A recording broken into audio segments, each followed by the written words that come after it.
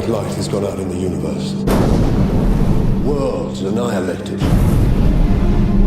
Lanterns, we face an unprecedented danger. An enemy powerful enough to destroy entire civilizations. To fight this enemy, the Ring chose a human. But I don't need to tell you your duty.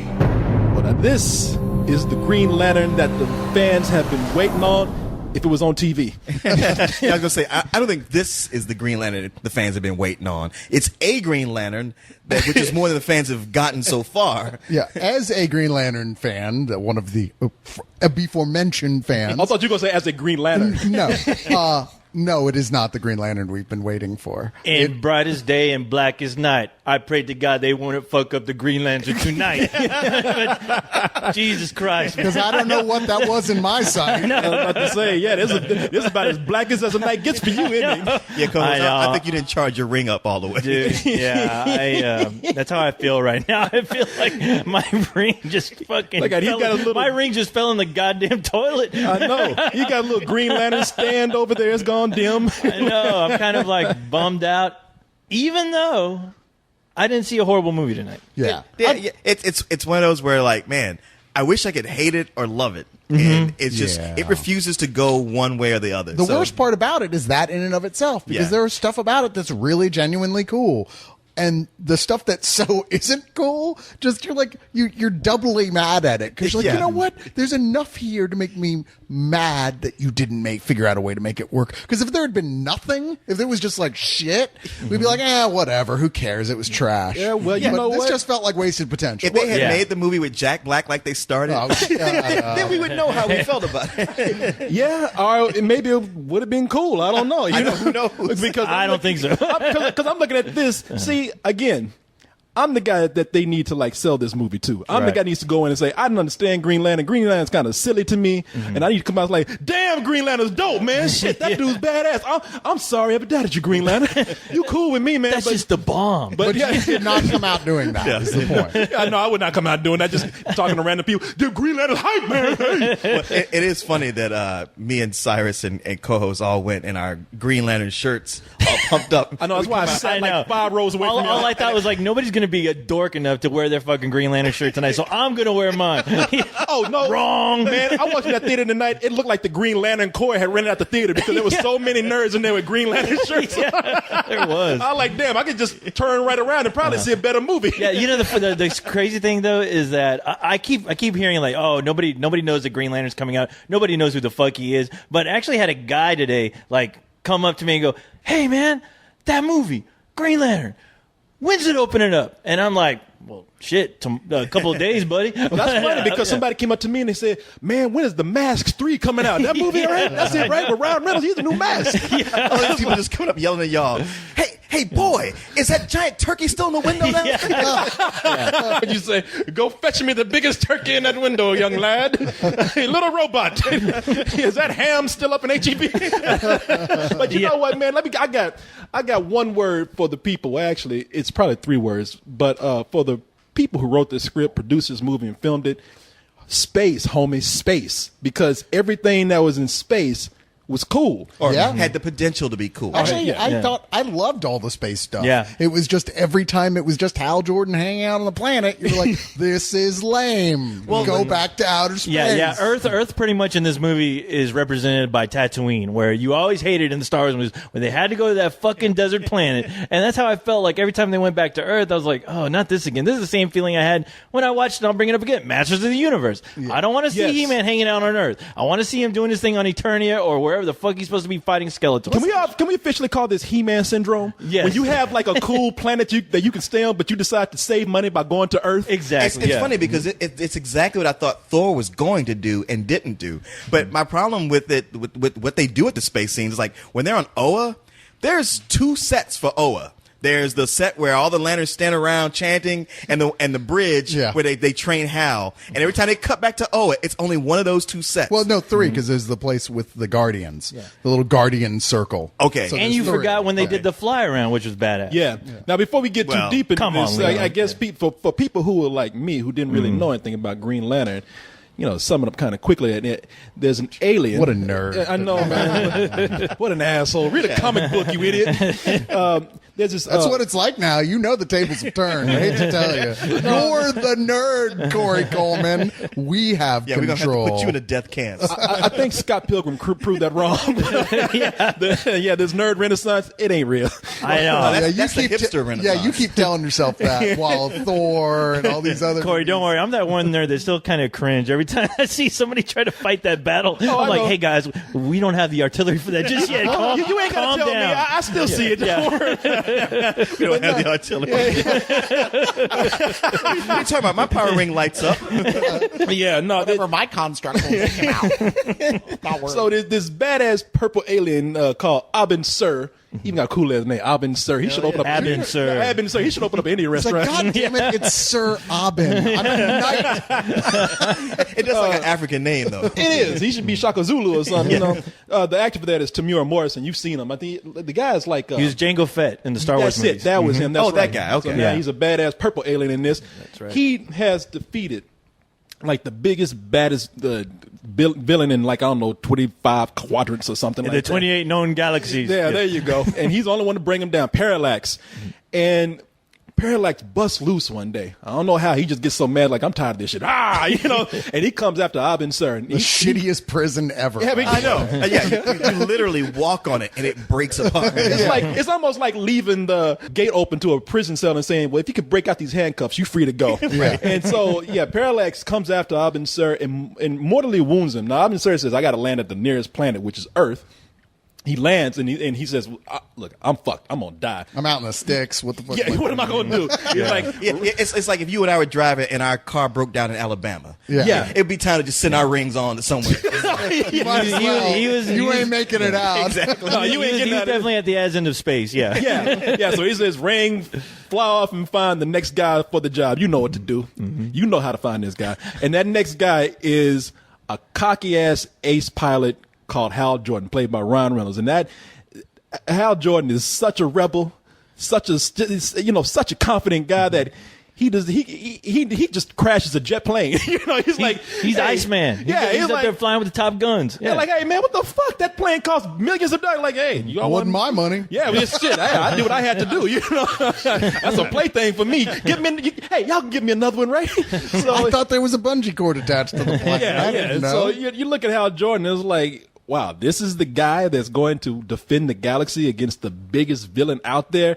And, even when he goes to train, Mark Strong plays Sinestro. Sinestro. Yes, Sinestro Sinestro. even looks at him and says, you humans, I don't get y'all, but you are shitty. You disgust me. You got my friend. You are wearing my not- friend's dead, my dear friend's ring. Yeah. I had no bust confidence. You a are cap not in your worthy to ass. wear that ring. I was gonna say that's his issue is because his best friend was the guy who died. Yeah. He's like he's just pissed about that more than anything. Yeah. He's like, "Fuck you, crappy little monkey! What the hell? Like taking my friend's ring. I don't care what Yeah. the ring says. You give that shit back right now." That ring hired a Jerry Springer watching motherfucker. But you know what? Hal Jordan is a sensitive type. As there are to all assholes, there is a sensitive side of that person that makes them who they are. And Hal Jordan had to see his father burn up in flames one day when he was a kid. So going up against Over Nacho Grande? No, I'll never get over Macho Grande. That was that scene from Airplane. What he's doing, he's flying and suddenly he's like remembering the horrible crash that traumatized him. I'm like, holy shit, it's Airplane, the movie. Well, it is funny that like he freaks out flying the plane because he sees a picture of his father in the cockpit. It's like, you're the one who put that picture there. Yeah, I don't know why you freaking out now. yeah, maybe you want to get rid of that and get rid of those fireworks in the backseat you got there too. But yeah, he sees this in bad flashback. I might add, he sees his father burn up in a fiery crash, and so not only does he have to prove himself as being the next Green Lantern and a human one at that, but he also has to get over his fear of what he saw as a child, and which is kind of hard because he's going up against a villain that feeds on fear. And I have to say that it's funny because when they went to Oa, the planet, it's two letters, O-A, Oa. That's the planet of all the lanterns. I've been sent to welcome you here. And here is? Welcome to Oa.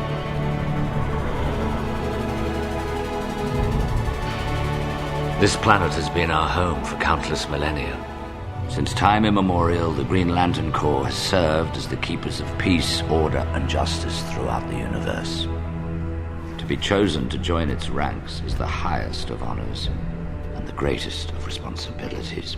Yeah, that part I heard about.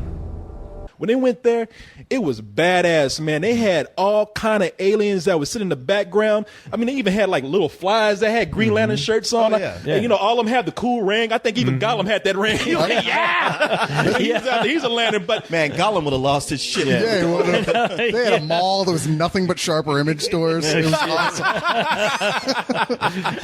that's all those aliens look like the theater tonight, by the way. And, I know, shit. but, you know, The next Bill.con. that's going to be the next Bill.com. But I'm looking at them, and Sinestro gets up and gives a speech and says, look, you know, Parallax is loose. We are the biggest, baddest heroes in the universe.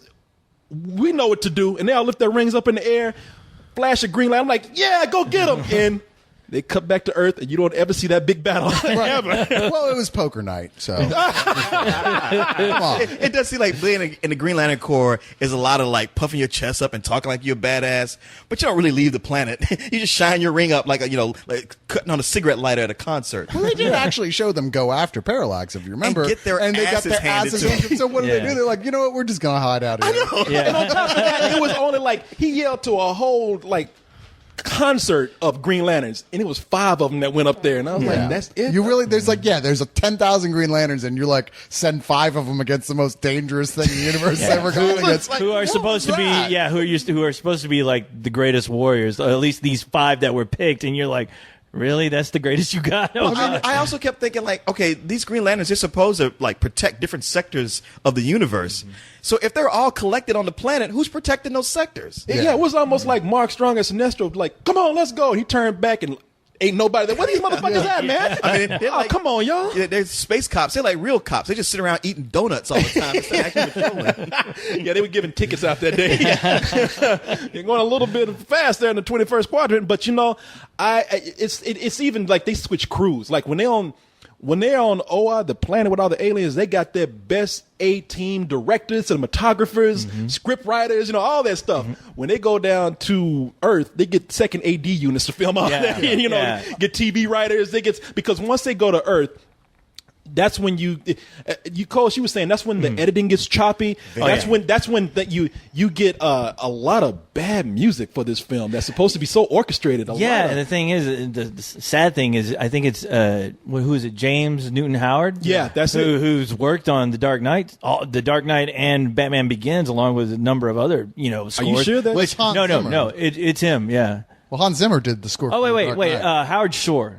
Is it Howard Howard? Shore did the Lord of the Rings. Okay, no. Then it's James Newton Howard. You This can is look James it up. Newton Howard. No, James but Newton Hans Howard did Zimmer this- did The Dark Knight. Yeah. No, but he also did The Dark Knight with both movies with Hans Zimmer. It was 2 people who worked on that soundtrack. Okay. Yeah, on both films. Yeah, both those guys. take But your word for it. it's James Newton Howard who worked on the soundtrack and the score, and it was not a good score. It was not a memorable score. Not But at that's all. really the problem. There's so much about this that isn't memorable. Like, there's all these attempts to be funny at points that really are awkward and unfunny. I mean, there's one point is a transition between scenes that's supposed to leave with one of those big audiences laughing. So there's a moment pause with a scenery shot after so the audience can laugh. And not a single person in the whole audience laughed. You could just hear this sort of uncomfortable.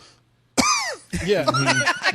By the way, co-host, you were full of right. Thank It was you. James Newton Howard who did All that. right, thank you. Yeah, no, it's almost like that scope that they had for all the space stuff. It's almost like it's not even the same director. It's somebody who like seemed to have a TV sensibility when they were directing all the interactions between the people, how they frame the shots, how the even down to like the scenery in some parts, like.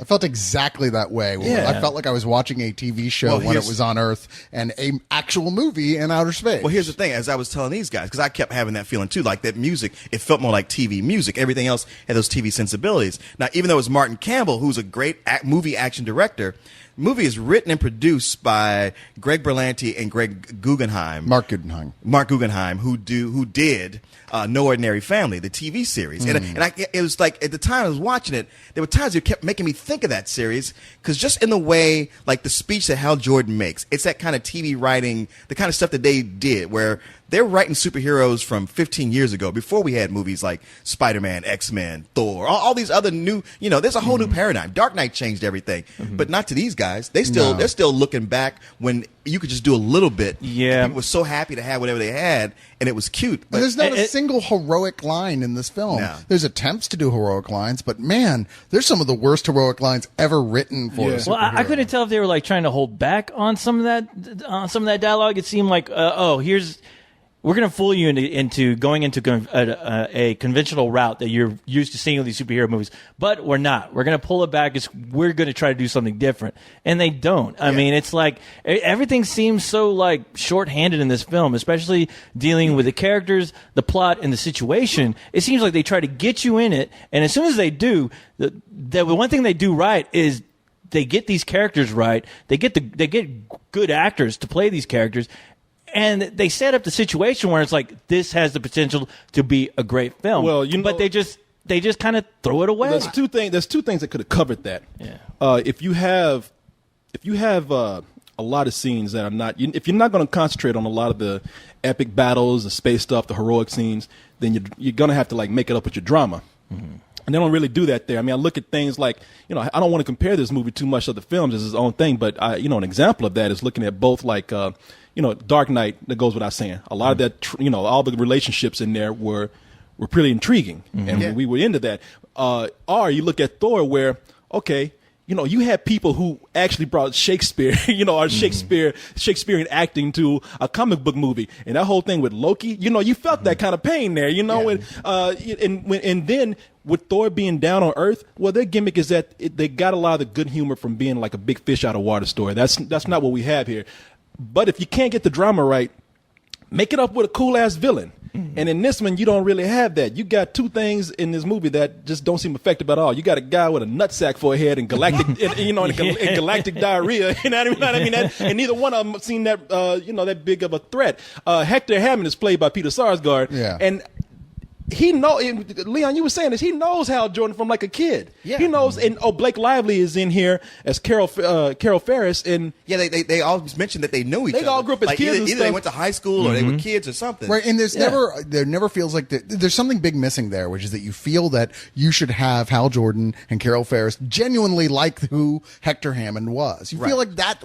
Is there a scene missing here? Yeah. Where they're like, wow, yeah, we were all buddies. That's cool. And then once he's poisoned by this parallax virus or whatever, it's never really clear exactly what happened there or how that works in this version of things. But he starts getting a big nut forehead and having powers. You're like, okay, you start seeing the resentment and all that. But like I said, it's important for us to like him first. Well, you know what, they set up they set those seeds there. Like Tim Robbins is Hector Hammond's father, very powerful politician. There's a scene where he just punks out Hector Hammond in front of him. He's like, yeah, my son's a thinker, but you're more of a doer. You ain't a pussy like my son. Yeah. See, you can nice see moment where Hal's like, man, your dad's kind of a dick. And it was like, gets his back. He's like, yeah, but it's not for the thinkers. We could have had like a Harry Osborn type of Peter Parker type thing going on there. Places where it seems to borrow from other movies, but just drop the ball when it does it. Because I thought about the whole Harry Osborn, Peter Parker thing right there. And even then, as a character, the movie itself betrays that villain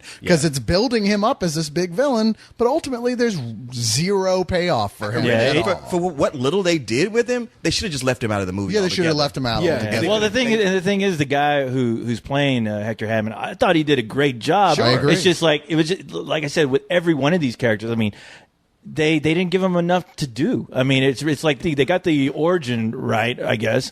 They got the idea of the character right, but they did absolutely nothing. And that's the problem with this whole movie. I mean, Mark Strong, who plays Sinestro, is fucking incredible. Yeah, every he's scene great. He's in, except he's only in 5 scenes where you're like, wow, this guy is such a powerful presence in this film. I wanted to know more about Sinestro. And that's the thing, just because for us who know who Sinestro is and know how much, his backstory is a big detriment to this whole saga of this whole Green Lantern thing, you're wishing like, wow, you got the perfect actor. He looks fucking great. Do something with him. Don't just have him hanging out for a few scenes. Just float to cheer. Yeah, to be the cheerleader of the Green Lanterns.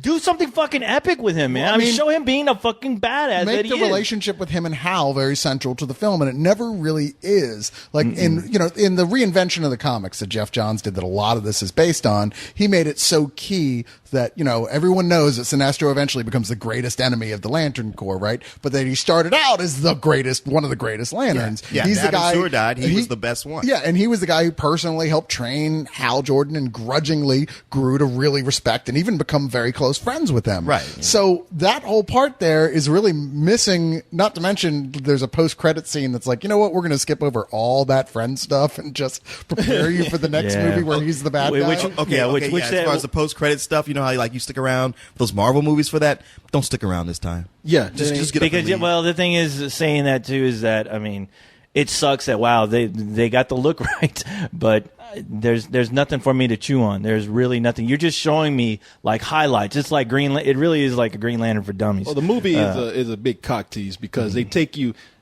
Look, man, it's what I'm pissed off about with the film, and I'm not even like a huge fan like you guys, but I'm like, okay, Hal Jordan comes to.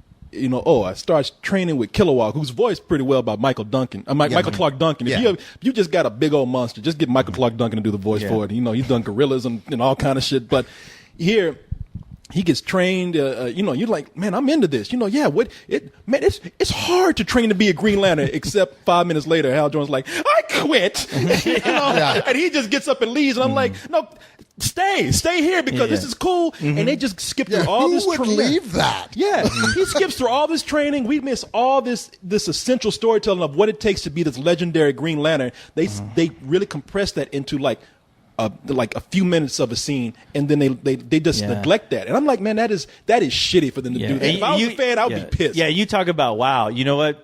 Just go with the fucking montage route. If you really can't make this You're work, right. This go is into one a of those times montage. when a montage was needed. Well, Yeah, it's a it training really scene. was. That's that's the one time montages are completely okay is for training scenes. But, Wait, for not fighting. for makeovers and trying on clothes? I guess if you like that sort of thing. By the way, I agree with you. Peter Sarsgaard did well. A lot of people saying that he was embarrassing himself as Hector Hammond. I was like, no, he did some good parts, except when he was screaming like a bitch. That's what he said about 5 times.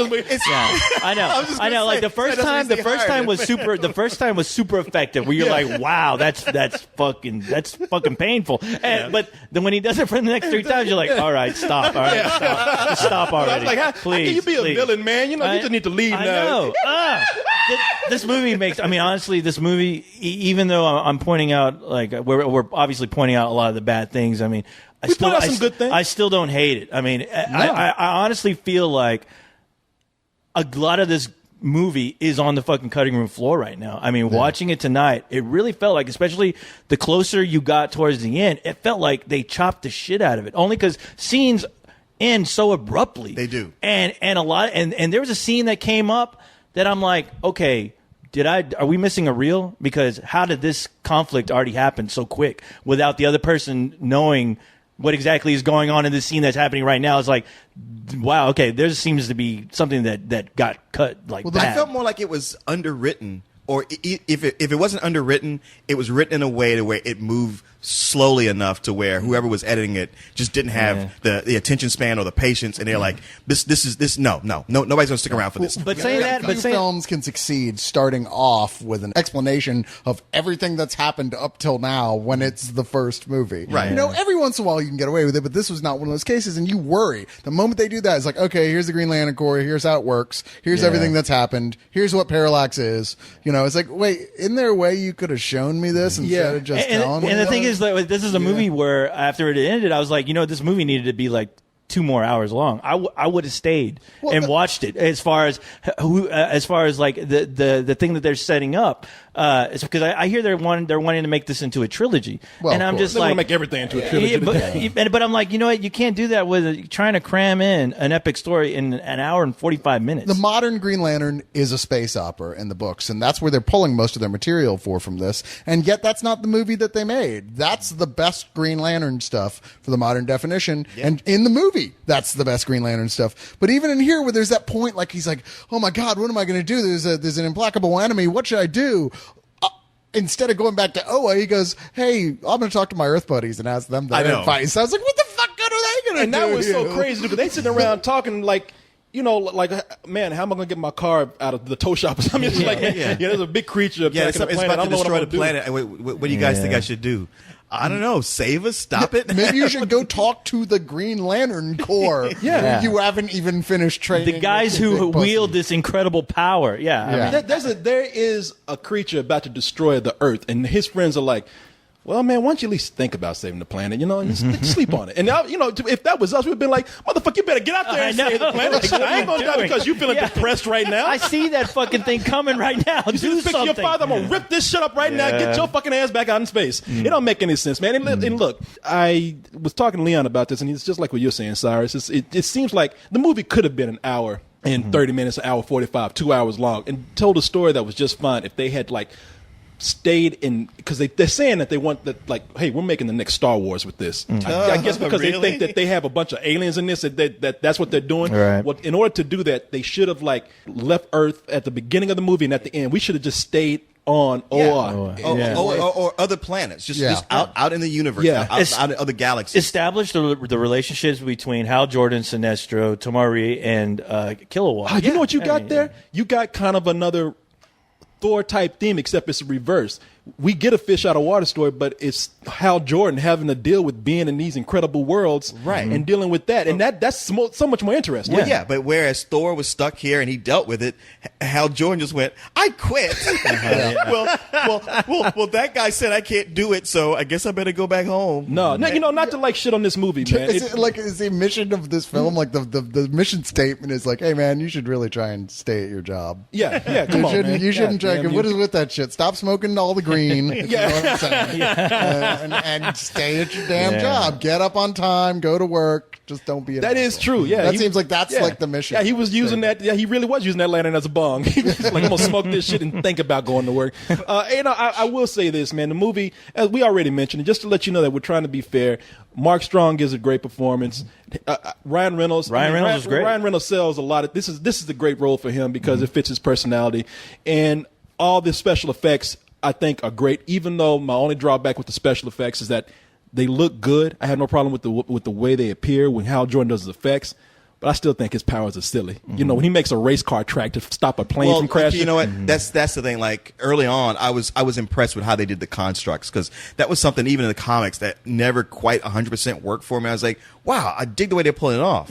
And even though I wasn't impressed with the movie, I was like, you know what? It's got potential until that first scene where he comes out on Earth as the Green Lantern and saves the senator, making a race car track to save the helicopter. And that's when that was the first time I felt really let down. Where it should have been a spectacular. Well, Yeah. Okay, and I tell you what, Superman ruined that. For every time you introduce a superhero, you better have that Superman moment where if you're going to save a girl from a falling helicopter, it better look fucking amazing. Well, it I'll better tell make you, you go, wow. That And worked this for didn't me do that. in the you know? basis of this character, and I know maybe it's just because they didn't explain it as well. And I thought afterwards they tried to, which is that the lanterns work best, not just as using them as like a laser gun, but like doing it through imagination. That's why people have constructs. They're more powerful when you're doing it that way. But all that shit comes from instinct, and that was meant to illustrate. Well, that's the way that Hal Jordan's mind works. That's pretty He like fucking rather than sad. something else, he thinks of a race car. Yeah, that's what he thinks because that's his mind. But you know what? I I can't present that to Corey and say, look at how cool this I is. know. I know, because I got that. I mean, because when they did a scene right after that where Hal Jordan was with his best friend. What was his best friend's name in the movie?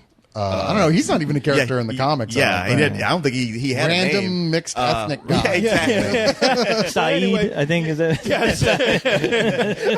We want to be real racist. Isn't it? It's a film that has to let you know he's his best friend by actually writing the dialogue. Hal, I'm your best friend. Just so you know. Who says that to each other? Hey, man, you know, I'm your best friend. You owe me this answer here. Yeah. Well, it's funny because in the comics, his best friend was a little Eskimo kid he called Pie Face. Yeah, right. And then when they made the cartoon, they realized like, oh, that's kind of racist. So they made him the same character. They just colored him blue, and they made him from Venus, a Venusian. Oh, really? Yeah, called Cairo. Well, that's racist against Because Venusians in it. he looked very Asian, except with pointy ears. And he talked like this. Oh, come on, Hal Jordan. You Asians are aliens to us like this. You know, I was going to say, they had that scene right after where he did explain, like, he's like, a racetrack, Hal? That's the best you could do. And you realize his mind, he's an irresponsible man-child. You're thinking, okay, that's what it is. I'm just saying, somehow in the movie, whenever he thinks up these things like, oh, I'm going to make a machine gun, a chainsaw, a racetrack, I'm like, I really want to get past this. I know it's from the imagination, but to me, it looks silly. It just this hero just doesn't like relate to me in live that's action. a central conceit of Green Lantern. If you can't get past it in this, you're not going to get past it. Well, you know how what? good Well, they do a you know Green what? Lantern Saying film. that though, the comics do a better job than the movie did as far as the constructs and things like that. 'Cause Well, I when don't disagree. when I read those when I read those comics, I'm scrutinizing what kind of stupid shit they want to draw to save the day. And you know, there's never a moment where I read those Green Lantern going, okay, that's real stupid. You know, because if it was stupid, I wouldn't be into I the tell Green you Lantern. what, man, I Yeah. probably could have accepted it more. This is one of the few times I would say maybe if the effects weren't so detailed. You know, they came from his imagination. Maybe if it was a semblance of a machine gun or a chainsaw or a racetrack. But you know, you could see the machinery, the gears, and everything working. I'm like, I'm just not buying it right now. The thing is, if I can think of something cooler to do, if I put myself in Hal Jordan's shoes in that movie, I would have thought of 100 things way cooler than what they did in the movie. Oh, man, and if I'm Ghost. thinking it, If only and they're you not, were they Green fucked it up. Lantern. Well, let's all vote. Raise your hands. Who wants Ghost to be Green Lantern? Well, it does seem I actually do. I think he would think of some cooler stuff. I think he'd make a better movie. Yeah, God man. damn You'd it. be. If I was a superhero, this is what I'd do. But I want Batman. But I Joker want be dead by now. But I want to be Batman. I fucked the Joker up by now. He wouldn't cause no more trouble. Make me Batman. You know what, man? I tell you what, for my rating, I don't hate it. As somebody who's not a Green Lantern fan, I was like, I really want to learn to like this character more, and this movie didn't allow me to do that, and I'm angry about that. But all that stuff I saw in space was really cool, so I will rent the DVD and watch that part over and over again. It's a high rental for me. It's you know what, it never did anything impressive. I mean, even though I liked, there's plenty of things in it I liked, much like you guys. Like I said, the way they did the constructs and stuff here and there, and all the actors were good. I have no problem with any one of them. It's frustrating that it would have all the pieces to make a good movie, and yet, I mean, I don't know. I think it's a perfect movie for a Green Lantern fan who's 11 years old. Yes. By all means, this is your movie. Anybody older, I put it at a high rental also. Yeah, a high rental is definitely the key of the day because it's not good enough to go see in the theater. It's not impressive enough to see in the theater. Certainly, the 3D is not really that big of a deal for it either. I mean, it's not as annoying as it was in Thor, Right. But it's still like I just forgot it was in 3D most of the time. Well, that 3D was useless. Yeah, it was just oh, really? It's 3D? Okay, It's funny, and Thor used most of the 3D on the credits. Yeah, exactly. But, you know, I mean, it's funny. They've got all these little pieces that are really cool, but then the glue that should hold them together is entirely conspicuously absent. I mean, there's sequences that scenes end and you just feel like they're just kind of standing there waiting for the next scene to start. In just such a blatant and obvious way. There's lots of dialogue, just major missteps in here that you're like, wow, it's actually awkward sitting here in this audience watching them say some of these lines. But then it would win you back and lose you. But yeah, the best I can say is when it comes out on DVD, by all means, rent it. Yeah. You should be first in line to rent it. But yeah, don't bother going to see it in the theater. Well, you know what? This is tough for me. I really, honestly, I want to do a matinee only because the things that I did like in it, I really fucking liked. I mean, the cast, Mark Strong blew me away. I mean, I wish there was enough for him to do to where he could possibly become a better villain than even Darth Vader, because you understand his determination, you know, as far as him knowing he is with the best fucking group of warriors there that has ever existed. I love that. I love Hal Jordan, how he was kind of like almost like a Neo. He didn't know what the fuck was going on. Yeah. And he sold it to me, which I didn't. I was a little worried about him, but the biggest problem is the movie doesn't have a strong central villain at all. And the one villain it does have is the guy who did the fucking editing. Like I don't know what he was thinking. I don't know how a guy who brought me the coolest James Bond movie in a long time, Casino Royale, really could have watched this film in post and go, all right, this is good enough to put it out in the theaters. And it's disappointing, but I will give it a matinee only because I thought the performances were strong.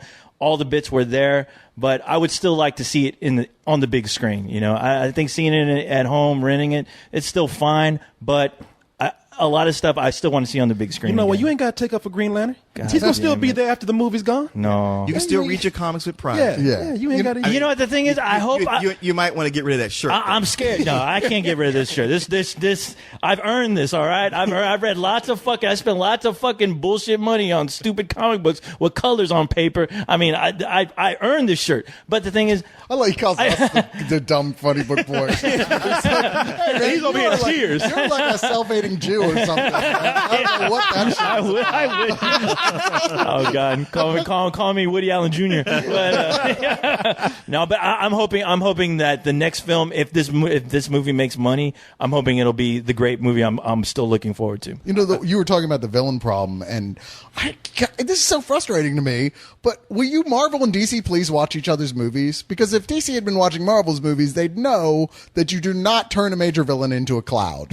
You just Right. don't do that. You don't know. That's a terrible way. It didn't work for Galactus, and it goddamn sure doesn't work No, for and you Parallax. did. You know, the whole time I saw that, I was thinking of Galactus, but I was also thinking Hal Jordan can.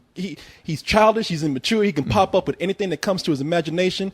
Why didn't he just make a big old green toilet bowl to flush that space dude down? I That's what he looks like. Big old space turd. I Just know. flush it, man. I A was big thinking of floating fan. space. Yeah, a fan. And, yeah. And then he could go back to Oa and go, and that's how you do that. Humans. Yeah. If you die, innocent lives will be lost. Your world will be annihilated. Help me save my planet. Fight it. Fight it with me. Brightest day, blackest night. No evil shall escape my sight. Let those who worship evil's might beware my power. Green Lantern.